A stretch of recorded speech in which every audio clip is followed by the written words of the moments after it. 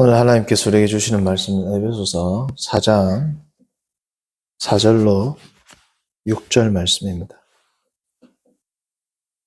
에베소서 4장 4절부터 6절 말씀.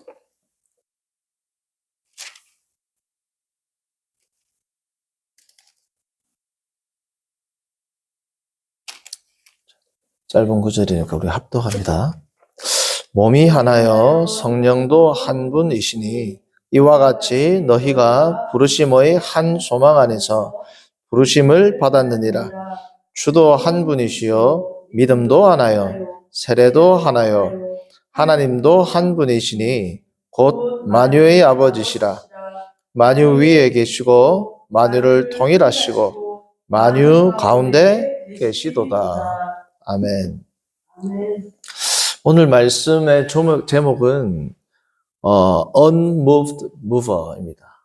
그러니까 자신은 변하지도 않고 영향받지도 않고 움직이지도 않으면서 다른 모든 것들을 변화, 생성, 존재케 하는 그 존재다라는 겁니다. 이 개념은 헬라 철학에서부터 나왔고 특별히 우리가 잘 아는 아리스토텔레스의 제1원인 혹은 신에 해당하는 개념이 unmoved mover입니다. 그러니까 신은 아리스토텔레스에게서 가장 최고의 뭐예요? 목적인인 동시에 원인이 되는 거죠. 그래서 원인인 동시에 목적이 되는 이 제1원인은 자신이 변하면은 제1원인이 될 수 없죠. 자신을 변화시킨다면 자신보다 상위의 존재가 있다는 것을 상징하니까 본인은 어떠한 것으로도 영향받지도 않고 변하지도 않고 생성, 소멸되지도 않는, 그러나 다른 모든 여타의 존재들을 존재케 하고 생성케 하고 변화시키고 모든 영향을 주는 그 존재가 뭐다라는 겁니까?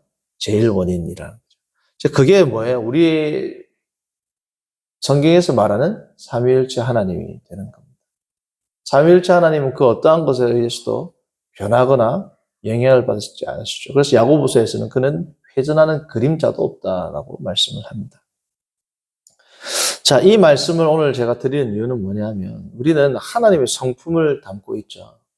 하나님의 성품을 담고 있다는 것은 하나님의 본성을 우리가 닮았다라는 겁니다. 우리 안에 하나님의 신성이 들어있다라는 것과는 달라요. 신성이 주입되었다. 하나님의 원래적 의, 오리기날리스, 유스티티아, 하나님의 원래적 의인, 의, 거룩, 사랑, 진리와 같은 하나님의 원의가 우리가 인간이 창조되고 난 이후에 주입되었다는 것은 이제 가톨릭의 입장이고, 우리는 하나님의 본성, 하나님의 신성이 우리 가운데 주입되었다. 이건 아닙니다. 우리는 뭐냐면 칼빈의 기독교 강요 1권 이제 15장 6절부터 인간론에 대해서 구체적으로 나오는데, 그 말씀을 보면 우리에게 하나님의 신성이 주입되었다라고 생각하는 것은 잘못된 견해고, 그러한 것들은 만이교회로부터 영향을 받았던 이단적인 사설이고, 우리에게 하나님의 본성, 하나님의 신성이 주입된 게 아니라 하나님의 본성과 신성을 닮도록 닮은 본질이 우리에게 창조된 겁니다. 그렇죠? 하나님의 본성이나 신성이 우리에게 주입됐다는 것은 하나님의 본성이 흘러나와가지고 우리에게 들어왔다는 것이고 다른 문제입니다. 그렇죠? 하나님의 본성을 닮도록 그러니까 우리가 우리의 형상과 모양대로잖아요. 그렇죠? 우리와 똑같이가 아니고 형상과 모양대로 만들자, 창조하다라는 건 뭐예요? 하나님의 본성이 유입됐다라고 때로는 주장하는 분들이 있는데 그것은 잘못된 주장이고, 우리의 정통 견해는 뭐다? 하나님의 본성을 닮은 것이 창조되었다라는 거죠. 하나님의 본성이 주입되었다는 무슨 문제가 생겨요? 하나님의 본성이 죄나 악을 이길 수 있는 능력이 없다 이래 되는 겁니다. 하나님의 본성보다 사탄의 유혹이 더 크다라는 게 되는 거죠. 하나님의 본성이 유입됐다 그러면 하나님의 본성 자체에도 오류가 있는 것으로 되기 때문에 하나님의 본성이 우리에게 유입됐다라고 생각하는 것은 그렇게 주장하는 것들은 잘못된 견해입니다. 성도님들이 혹시라도 어떤 신학 서적이라든지 어떠한 것들을 볼 때 하나님의 본성이 유입되었다, 주입되었다 이런 것들은 가톨릭의 견해 혹은 더 근본으로 돌아가면 이제 마니교와 같은 이단 사설들에 의해서 소위 말하는 유출, 신플라톤 철학에서 말하는 유출과 같은 그러한 철학적 견해가 이제 기독교로 유입되었다고 보시면 되고, 성경적 견해는 뭐다? 우리가 우리의 형상과 모양대로 만들자. 무에서 유로 뭐야? 창조하자. 우리의 본성을 닮은 어떠함을 인간들에게 인간으로서 뭐야? 창조해서 그들로 하여금 우리를 드러내도록 하자. 이것이 뭐야? 성경적인 견해가 되는 겁니다. 자, 그러면 하나님의 본성을 이렇게 우리가 담지하고 하나님의 본성을 닮은 자로 우리가 담지하고 있는 이 담지자로서 우리도 하나님을 본받는다면 어떤 성품이 있어야 될까요? unmoved mover와 같은 그러한 성품이 있어야 되는 겁니다. 우리가 안 변하고 모든 것을 변화시키는 신과 같은 존재가 된다. 이 뜻이 아니라 제가 여기서 강조하는 것은 뭐냐면 닮았다 그랬죠. 닮았다는 것은 뭘까요? 어떠한 부분에서 공통적인 게 있는 겁니다. 그렇죠? 어떤 부분에 공통적인 것이 있을까요? 자, 예를 들어서 하나님께서 우리가 하나님이 선택한 자는 칼빈의 5대 강령 중에서 제일 마지막 뭐예요? 튤립에서 P, perseverance of the saints. 성도의 견인이 있습니다. 하나님께서, 그죠? 그리고 무조건적인 선택이 있죠. unconditional election, 그죠? 무조건적인 선택이 있죠. 자, 무조건적인 선택, 그리고 뭐예요? 하나님께서 성도를 견인하는 성도의 견인에서 중요한 토대가 되는 교리는 뭡니까? 그것은 우리의 어떠함과 관계없이 하나님께서는 우리를 하나님의 작정과 섭리와 하나님의 디자인대로 우리를 뭐예요? 이끌어 나가신다는 거예요. 우리가 심지어 하나님을 대항하고 하나님을 반역하고 심지어 하나님을 떠났음에도 불구하고 하나님이 선택한 unconditional election, 하나님께서 무조건적으로 선택한 어떠한 한 존재는 결단코 하나님으로부터 떠날 수 있다 없다? 없다. 이것이 뭐예요? 우리가 장로교에서 가지고 있는 아주 귀중한 보석과 같은 교리란 말이죠.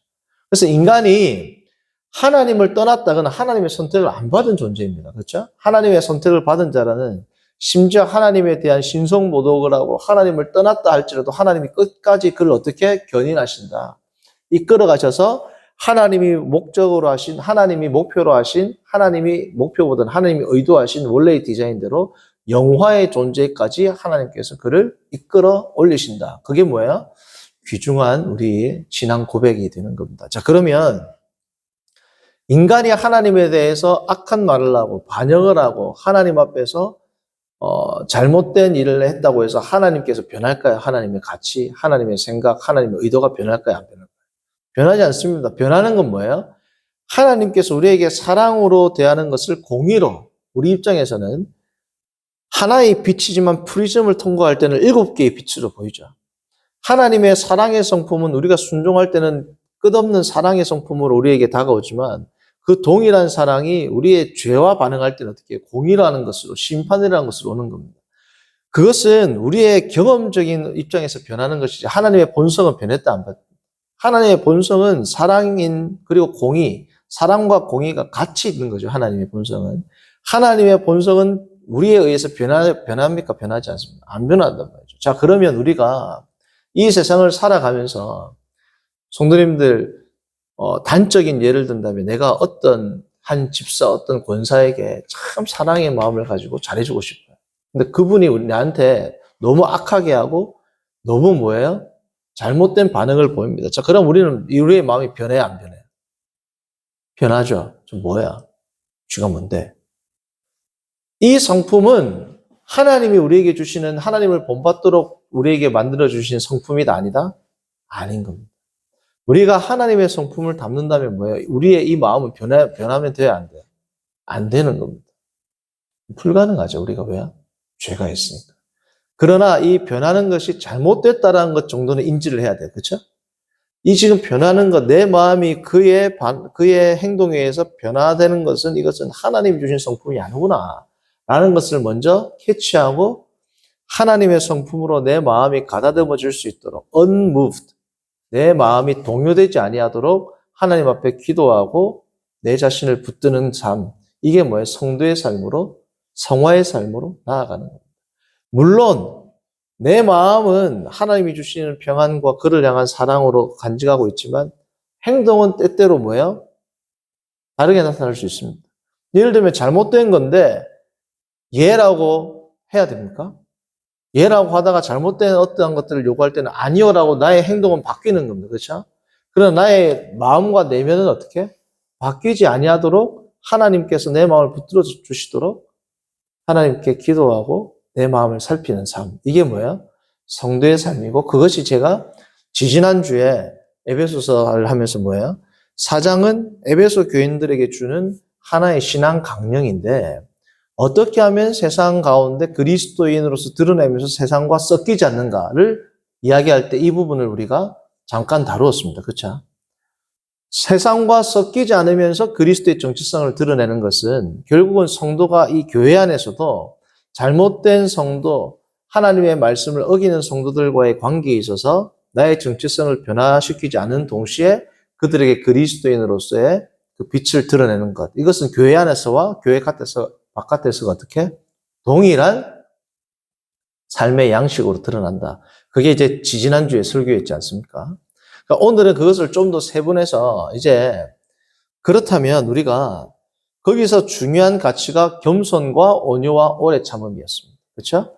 겸손과 온유와 오래 참음으로 어떻게 해서 우리가 세상은 변하지만 변화되는 세상 그리고 변화된 그러한 입장으로 나에게 반응할지라도 내가 어떻게 하나님의 성도로서의 그러한 본분을 유지한 채 성도의 모습을 드러낼 수 있는가 하는 것이 지난주의 내용이었고 오늘은 연결되는 내용입니다. 그렇게 하기 위해서 우리에게 필요한 세 가지 중요한 덕목이 뭐였다? 2절에 나오는 겸손과 온유와 오래 참음. 자, 그럼 오늘은 뭐냐? unmoved mover. 하나님께서는 변하지 않으시죠. 자, 우리가 겸손과 온유와 오래 참음으로 이 세상과 교회 안에서의 그러한 신앙생활을 해야 하는 근본적인 이유는 뭐다? 두 가지입니다. 첫 번째, 하나님의 존재가 그렇기 때문에 그렇습니다. 왜? 우리는 하나님의 형상으로 창조되었기 때문에. 두 번째, 하나님의 형상으로 창조되었다는 것은 뭐예요? 우리가 외부에 의해서 우리 자신이 요동하거나 정동이 일어나거나 격동하는 것이 아니라 우리의 삶은, 우리의 내면은 하나님이 주시는 평강과 평안으로 우리의 삶이 규정되는 이것이 성도의 정체성이고 하나님께서 처음 인간을 만들 때 인간의 창조 목적이고 우리 인간을 구원하신 구원 목적이라는 겁니다. 그러니까 우리가 온유와 겸손과 오래 참음으로 이 세상 가운데 성도의 삶을 해야 하는 이유가 뭐라고요? 첫 번째가 하나님의 존재. 하나님의 존재를 본받도록 우리가 창조되었기 때문이고 두 번째는 뭐라고요? 그것이 우리가 성도의 창조 목적이다. 첫 번째는 하나님의 존재론에 입각하는 것이라면 두 번째는 뭐예요? 하나님의 사역. 하나님의 사역의 결과물이 뭐다? 우리 인간이라는 거예요. 그래서 인간의 첫 번째는 하나님의 존재. 두 번째는 인간의 창조 혹은 구원 목적. 그것이 바로 우리 성도의 정체성이다. 모든 인간은 그렇게 될 수가 없어요. 왜? 부패했기 때문에 이제. 성도가 이제는 그러한 정체성을 가진 존재가 되었다라는 겁니다. 자, 오늘 그래서 그것을 4절에서 6절을 보시면 그것을 이제 사도 바울이 이야기를 합니다. 온유와 겸손과 오래 참으로라 하는 이유는 뭐냐? 첫 번째 이유. 너희가 그렇게 구원을 받았고 너희가 그렇게 하나님으로부터 구원을 받은 목적이 그러하다. 그게 4절입니다. 몸이 하나요 성령도 한 분이시니 이와 같이 너희가 부르심의 한 소망 안에서 뭐라고요? 부르심을 받았다. 너희가 하나의 부르심으로 뭐예요? 부르심을 받았다. 하나의 소망으로. 하나의 소망 안에서 더 정확한 번역은 하나의 소망으로 하나의 소망 안으로 여러 개의 소망이 있는데 하나의 소망으로 너희가 뭐예요? 하나님으로부터 부르심을 받았다. 그게 뭐라는 겁니까? 몸이 하나다. 너희는 이제 한 몸이다. 그리고 뭐예요? 성령도 한 분이다. 그래서 4절은 뭐냐? 우리의 성도의 정체성, 성도의 구원 목적을 이야기합니다. 성도의 구원 목적이 뭐다? 하나의 소망으로 부르심을 받았다. 자, 그 동시에 4절, 5절, 6절은 삼위일체 하나님의 존재, 그리고 삼위일체 하나님의 사역을 드러냅니다. 자, 삼위일체 하나님은 각 위가 구분은 되지 않지만 구별은 되죠. 구별이 되시는 동시에 한 분 하나님입니다. 그렇죠? 자, 그것을 마치 성도는 다르지만 하나의 몸으로 부르심을 받았고 하나의 소망으로 부르심을 받은 이 성도, 우리의 성도가 삼위일체 하나님의 그러한 존재를 본받도록 창조되었다는 겁니다. 그래서 우리가 처음 인간을 다룰 때 인간을 하나님의 형상, 이마고 데이라고도 이야기하지만 호모 소키에타스라고도 이야기한다라고 성도님들 새벽기도부터 쭉 들어오신 성도님들은 기억이 나실 겁니다. 호모 소키에타스가 뭐예요? 사회적 존재로서의 인간입니다. 왜? 하나님께서 사회적 존재잖아요. 세 분이시면서 한 분이신 하나님께서는 하나님의 존재 자체가 사회적 존재가 되는 겁니다. 그렇죠? 자, 그러므로 4절은 우리의 성도의 구원 목적인 동시에 삼위일체 하나님 중에서 첫 번째 누구를 말씀해 주세요? 성령 하나님을 이야기합니다. 자, 성령께서 뭐라고요? 한 분이시다. 자, 성령도 한 분이고 5절 주, 여기서 주는 예수 그리스도입니다. 예수님도 한 분이고 6절 하나님도 뭐라고요? 한 분이다. 세 분이지만 한 분이라는 겁니다. 너희 성도들도 많지만 결국은 한 몸이라는 겁니다. 그렇죠? 자, 근데 성령은 한 분인데 예수님도 한 분이고 하나님도 한 분인데 사역은 같다 다르다?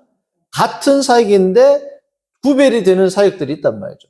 성도도 한 몸이지만 구별이 돼야 안 돼요. 누구는 목사로, 누구는 교사로, 누구는 선지자로, 누구는 사도로, 누구는 병 고치는 자로, 누구는 방언하는 자로, 누구는 방언 통변하는 자로, 누구는 권능을 행하는 자로 여러 가지 은사가 있죠.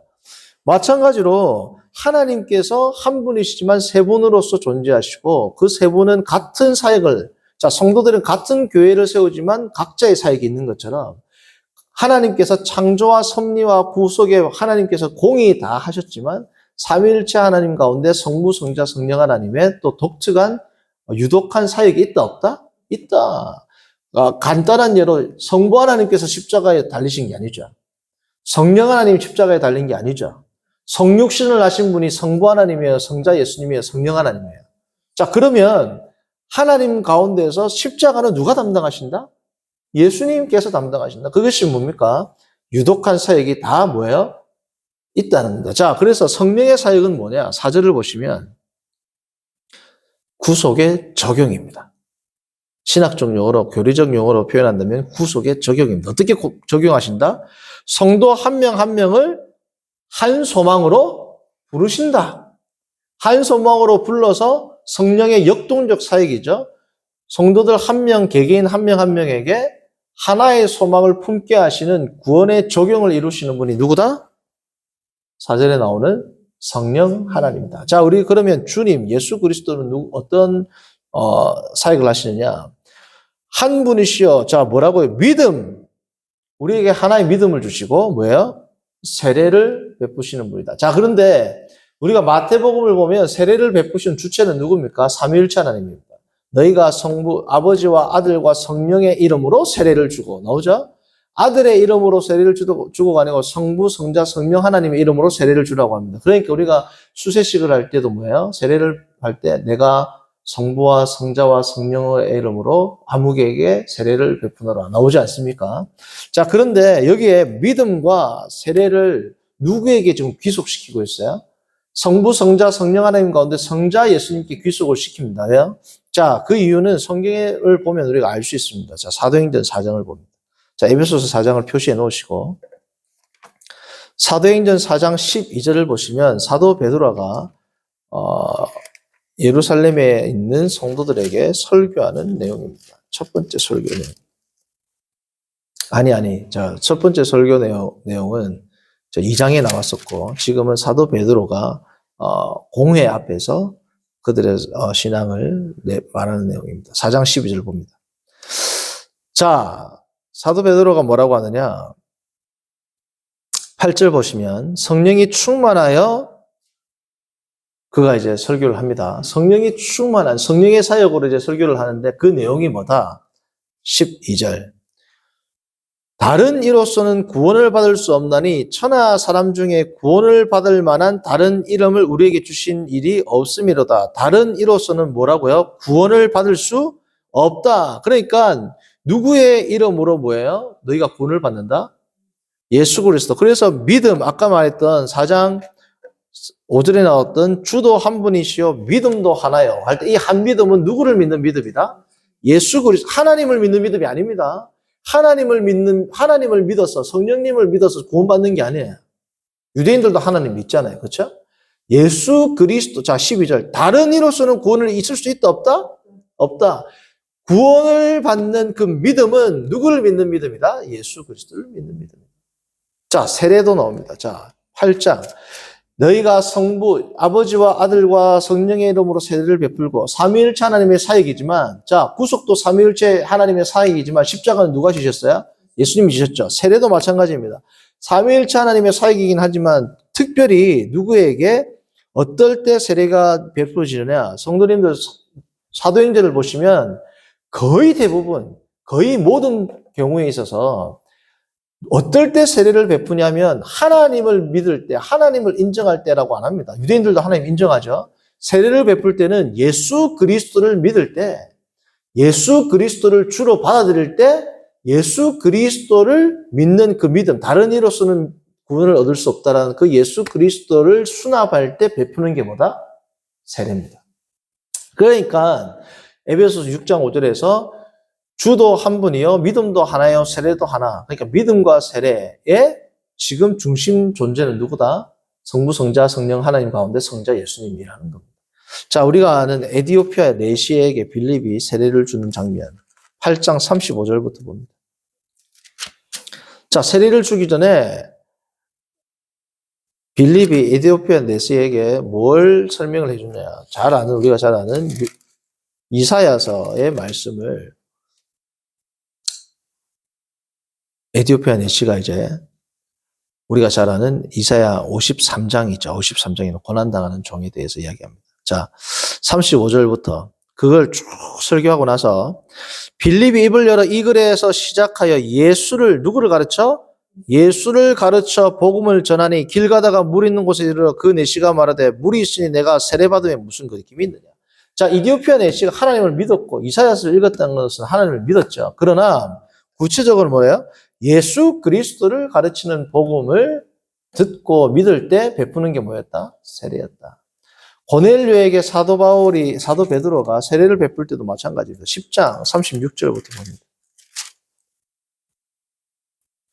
만유의 주 되신 예수 그리스도로 말미암아 화평의 복음을 전하사 이스라엘 자손에게 보내신 말씀 쭉 하면서 뭐예요?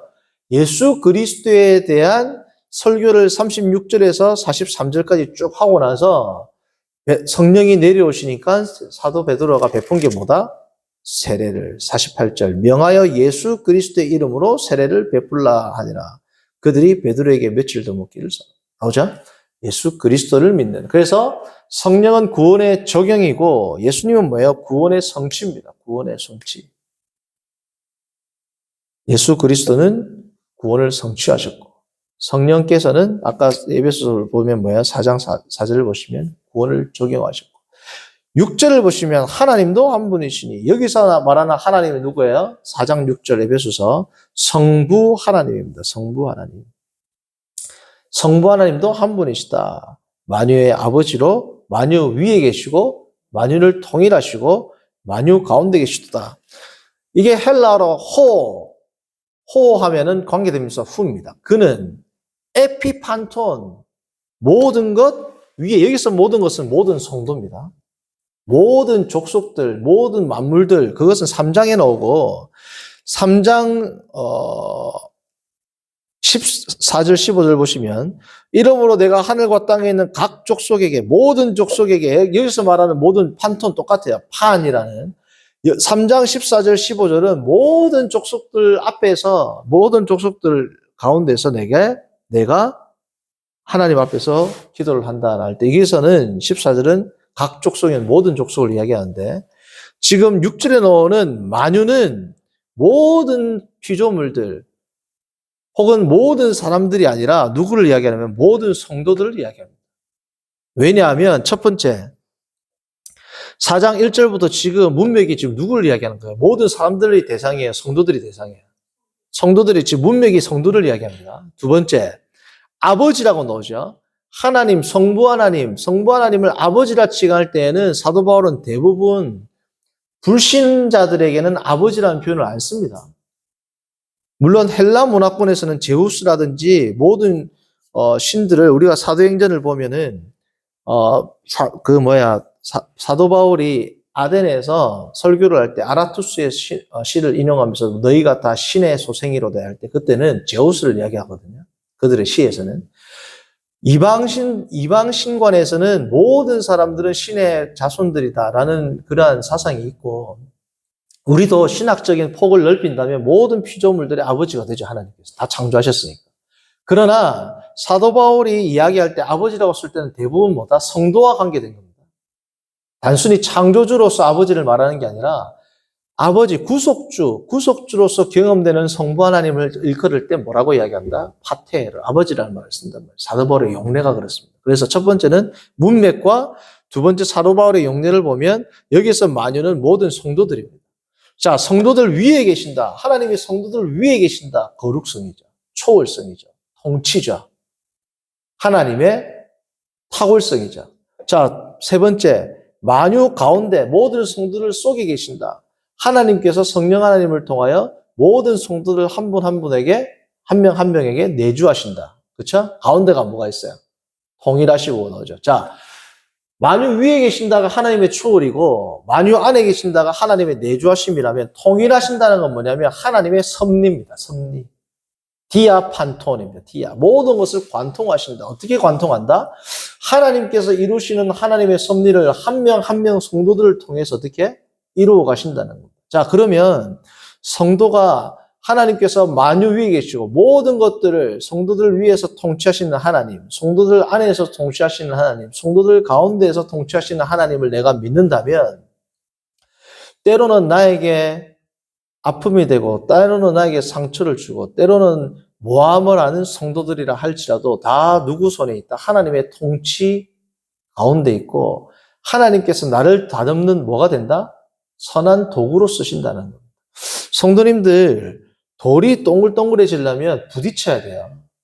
부딪히고 깎인다는 건 뭐예요? 고통입니다. 하나님께서 나를 아름다운 하나님의 도구로 만들려면 깎여야 되죠. 근데 깎는 도구가 뭐가 된다? 대부분 같은 성도들이란 말이죠. 그렇죠? 교회 내에서는. 세상에서는 세상 사람들이지만 교회 내에서는 대부분 성도들입니다. 성도들과의 삶을 통해서 내가 남에게 상처를 주거나 남이 나에게 상처를 주는 것들을 통해서 어떻게 돼요? 우리가 서로 다듬어지는 겁니다. 그게 뭐야? 하나님의 통치 행위 가운데 있단 말이죠. 자, 우리가 그러니까 만유 위에서 만유를 통일하시고 만유 안에 계신 하나님, 한 믿음 가운데서 우리가 같은 예수 그리스도를 믿는 믿음으로 한 가족이 되었고 한 소망으로 우리가 부르심을 받은 이 성도가 내 앞에 있는 이 성도가 원수 같은 성도라도 원수예요. 원수가 아니에요. 원수라고 생각하시면 안 된단 말이죠. 물론 우리가 하나님이 아니기 때문에 이 앞에 있는 성도가 가짜일 수 있습니다. 가라지도 있다고 했잖아요. 근데 그것은 우리의 판단 몫이 아니죠.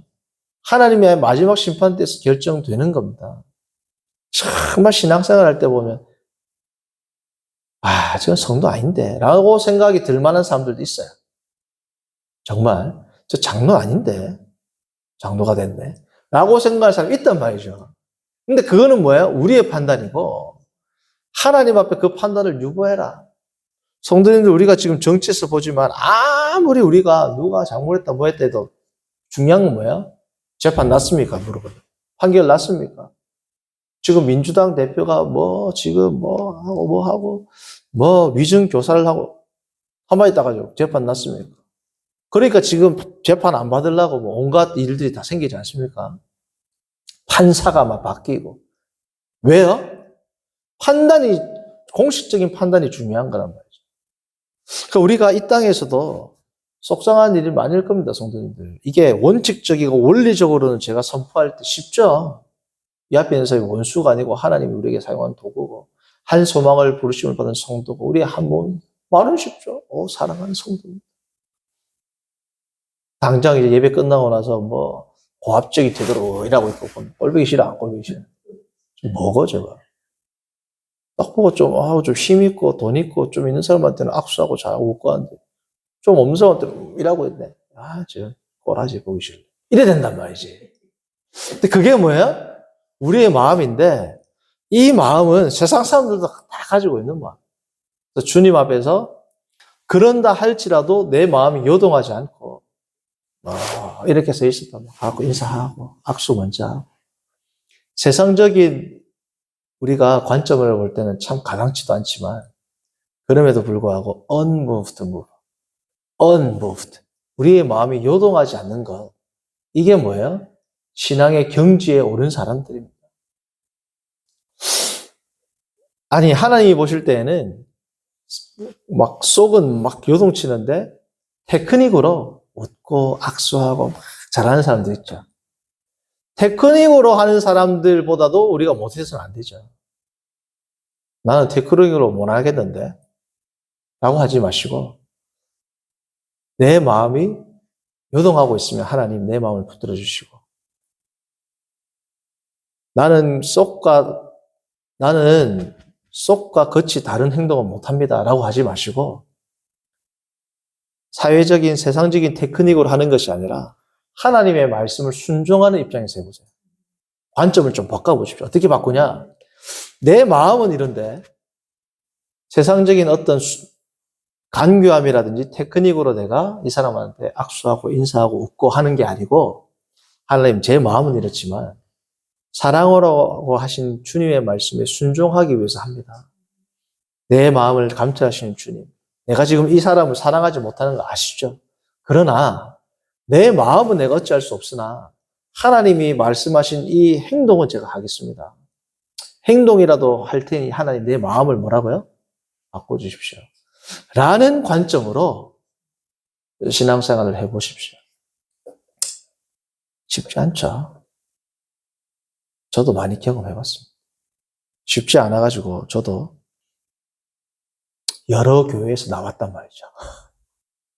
이 말은 쉽지 쉬운 일이 아닙니다. 그래서 성도님들 내 마음이 요동할지라도 온유와 겸손과 오래 참음으로 주님 주시는 그 말씀을 순종하심으로 오늘도 한 소망 안에서 한 믿음으로 한 분 하나님을 섬기는 복된 성도님들 되시기를 바랍니다. 거룩하신 하나님 아버지, 오늘 우리가 에베소서 4장 4절에서 6절의 말씀을 통하여 어떠한 외부의 환경에도 변치 아니하시는 그 위대하신 거룩하신 초월적인 하나님의 그 성품을 우리가 본받는 자로 주께서 우리를 구원하셨음을 다시금 생각하게 하심을 감사합니다. 기억하게 하심을 감사합니다. 하나님, 오늘도 우리가 교회 내에서 또 많은 사람들을, 성도들을 접할 때에 우리의 마음이 요동치 않게 하시고 또한 우리의 마음이 혹 불편할지라도 주의 말씀을 순종하는 자세로 먼저 화해와 용서와 기쁨과 웃음으로 선대하는 모든 성도들 되도록 인도하여 주옵소서. 예수님의 이름으로 기도합니다. 아멘. 찬송가 50장 하시면서 준비한 헌금 하시겠습니다.